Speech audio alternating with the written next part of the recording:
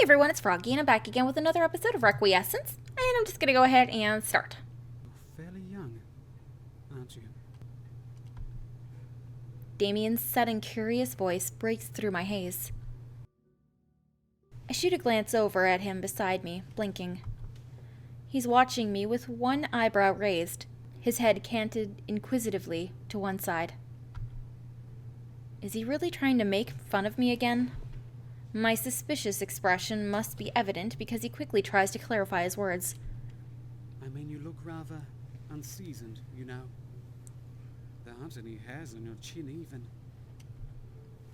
Why does this even matter in our current situation? I'm around 19 winters. And you're not exactly sporting a bushy beard either. Why do you ask? Damien gives a satisfied nod, like I just confirmed whatever he was thinking. Sounds about right, I suppose. You've got that narrow single-mindedness of youth still strong about you. Quick to tunnel in on a goal, unable to see the other paths that lead the same way. This guy, he seriously can't be more than a year or two older than I am, and yet he's talking like he's my grandfather or something. Listen, I don't need your lecturing. Besides, aren't you around my age? I'm 24, you know. I find that hard to believe. Well, I know I'm very well kept and handsome, but I'm half a decade older than you are. Half a decade? He makes it sound like that gives him a lifetime's more experience than me. And what does that have to do with anything? I'm just saying that you seem like a dangerously rash boy.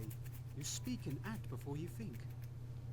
You've said you've traveled a year, but for what exactly? Do you even know why you're here? The question catches me off guard, just like when the monk asked the same thing. Sharing my reason with someone else seems like a bad idea, especially when I hardly know them. And I guess I see it as something of a sacred secret, something that only I know. It almost feels like it'd be less painful. It almost feels like it'd be less pure if I were to share it with anyone. Besides, can I even trust Damien? Well, do you? My reasons are none of your business. Damien stares at me with narrowed eyes for a long moment before eventually shaking his head with an irritated sigh. Well, excuse me for trying to learn a little more about the parasite who attached himself to me during my journey. Letting out a huff, he pushes himself up to his feet and brushes himself off. He turns around to face the altar, brushing his palm across the smooth surface. More of these blasted runes. You can read Pekatum too? The ancient runic language used by scholars and mages isn't widely known today. Few people can understand it. Well, I may not be a mage, but that didn't stop me from teaching myself the tongue after I found a book on it in the library. He lets out an evil laugh. It infuriated my nosy sibling when I started writing my journal in runes. Clearing his throat, he glances back down to the altar, squinting down at the surface. I peer around his shoulder, scanning over the runes. Give unto the ones who need, that from which a life may flow. Cut out all your earthly greed, from the ashes all will grow. Another strange message like the one on the first altar. Damien's brow furrows as he drums his fingers on the altar's surface, looking lost in thought. After a moment, he lets out a single muttered word. Damn. It's got to be the same thing as the first altar. That from which my life may flow. What else can that be besides blood? For that matter, what sort of sadist bastard designed these things? I don't like it either, but we have to do whatever is necessary to get past. Well then, if you're so eager to go through with it, why don't you show me how it's done? He shoots me an accusing look, raising his eyebrows expectantly. Well, I should have known he'd retort with something like that. Sighing, I reach down to the pommel of my sword in order to grasp it. But to my shock, a sudden spark runs abruptly through my fingers when I touch the metal. I yank my hand back reflexively, quickly glancing down at my sword. It looks the same as it always has. Hmm? What's the matter? No, it's nothing. I turn away from his scrutinizing gaze and face towards the altar. What was that? It felt just like when I touched that door earlier. A strange tingling sensation causes a numbness in the very core of my body. I hesitate to touch my sword in case it causes that spark to jump at me again. But then, letting out an irritated sigh, Damien reaches out. He grabs at the blade hanging by my side, pulling it out of its sheath with a fluid motion. Hey, what the hell are you... I freeze mid-sentence. The sword doesn't seem to have any effect on Damien. Instead, he just raises it up to examine the decorations on the hilt and guard, eyes narrowed appraisingly. This is a blade of unusually fine make. What's a clueless brat like you doing with something like this? He hefts the sword in one hand, giving it a testing swing through the air. A burst of anger rushes through me, and I lunge out to grab the blade from him. But he doesn't put up a fight and lets me snatch it back. I pause then, bracing for the tinkling sensation to come back, but nothing happens. I wonder if it was some sort of residual energy from earlier. Either way, it's a little unsettling. Focusing back on Damien, I glare at him and mutter an annoyed reply. It's my uncle's sword. And if anyone's a brat here, it's you. Do you just go around taking other people's things? Your uncle's, eh? Well, why don't you put that pretty blade to use and stop standing here like a bloody idiot, hmm? Since answering him will obviously get me nowhere, I just throw a dark look at Damien before rolling up my sleeve. The cut on my forearm has sealed over again, but the red line looks worse than before. I'd better be careful or I'm going to wind up with a scar. Not wanting to hesitate any longer because of Damien's inevitable snide comment, I nick the blade against my skin. As drops of blood start to pool at the surface of the cut, I glance down to the pale crystal I noticed earlier. It protrudes from the top of the altar, small and fragile. It seems as good a place as any to have the blood fall on. Rather than letting the dark liquid trickle down drop by drop, I decide to open the cut a little more. A tiny stream drips down from my skin onto the crystal.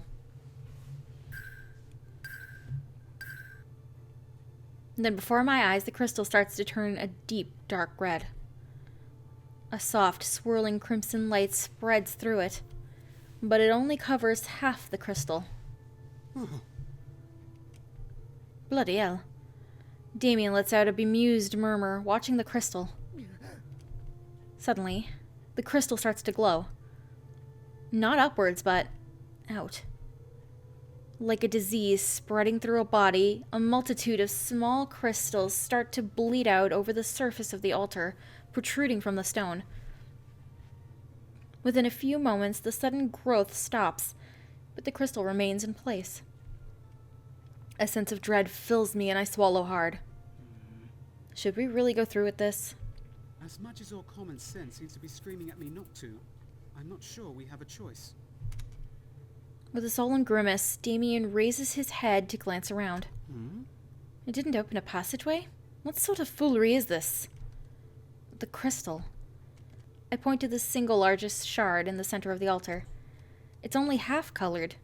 Don't you think it needs mine too? Damien interrupts me with a questioning, displeased look, and I nod in confirmation. Isn't this exactly what they teach you not to do in mage school? Or wherever the hell you learn magic? I never went to mage school, but I don't think they encourage blood rituals, no. Damien lets out a heavy sigh and holds out a hand, gesturing for me to give him my sword. Well, the last altar didn't seem to have any horrible consequences, so hand it over. I'll finish this. Without argument, I offer him my sword, and he quickly brings the edge up to his arm. He carefully nicks the blade against his skin, opening a small cut with such precision that it's almost surgical. When a thin stream starts to trickle from his wound, he hastily raises his hand over the crystal so that the drops can fall onto it.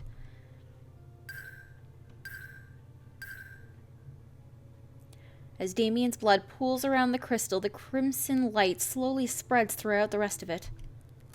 Immediately, the red crystal starts to spread over the altar again,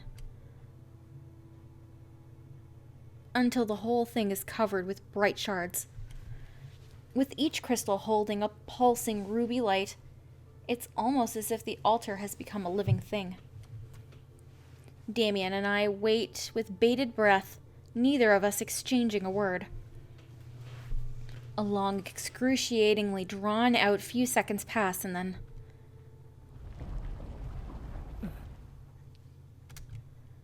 on the right side of the wall, what had looked like a normal part of the stone suddenly starts to move. I watch as it slowly opens into a narrow tunnel, much like the ones we just came from. After a long moment of staring at the blanket of crystals now covering the altar, Damien shakes his head and turns towards me. Briefly, a complex, heavy expression hangs on his features, unlike his usual wry look. But within a split second, it's quickly replaced by a light smirk, and he lets out a relieved sigh. A bittersweet victory, but you did well. Damien gives me a light pat on the shoulder as he passes by me, heading to the newly opened entrance. I glance back to the crystals, which gleam ethereally in the dim moonlight. What on earth have we done? Damien doesn't seem to care much, though, and I hastily follow after him, wanting to put as much space as possible between myself and the crystals. Of course, they can't even build normal doors here and just, lock them with a key. That would be far too easy. What's next? Are we going to have to cut off a finger to get past? The blonde man chuckles at my bitter words as we duck into the tunnel. Although we leave the macabre chamber behind us, the lingering feeling of discomfort inside of me just keeps growing. The altars, the magic, the rituals. I can only hope some of these mysteries will be resolved soon.